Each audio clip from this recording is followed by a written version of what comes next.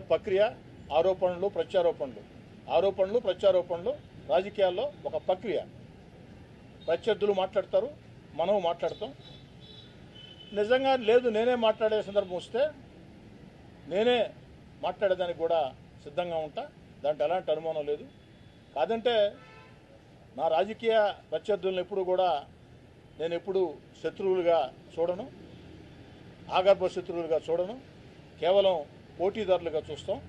రాజకీయాల్లో అధికారమైన ప్రతిపక్షమైన భిన్న రాజకీయ పార్టీలైనా రాజకీయ వివాదాలు ఉండొచ్చు, కానీ ఆరోగ్యకరమైన రీతిలో ప్రజలకు మేలు చేసే విషయంలో అధికార పక్షంగా ప్రజలకు పనిచేయాల్సిన బాధ్యత మాది, ప్రతిపక్షంగా మాలో ఏదైనా పొరపాటు ఉంటే ఎత్తి చూపాల్సిన బాధ్యత వాళ్ళది.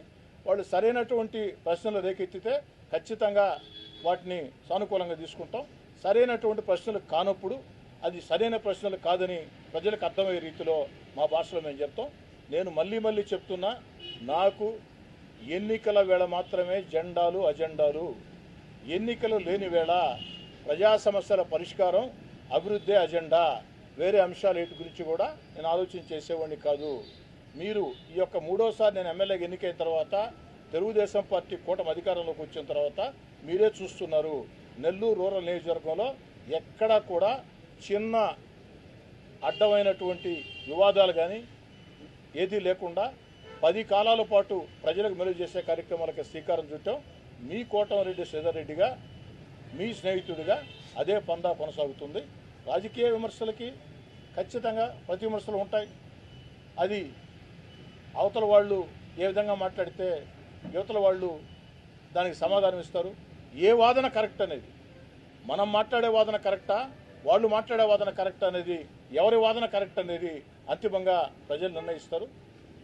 ప్రజలు నిర్ణయించడం అంటే ఎన్నికలే ప్రామాణికం. ఎన్నికలే అంటే మరో సంవత్సరం రోజుల్లో కార్పొరేషన్ ఎన్నికలు రాబోతున్నాయి, మరో 4-5 నెలల్లో పంచాయతీ ఎంపీటీసీ ఎన్నికలు రాబోతున్నాయి.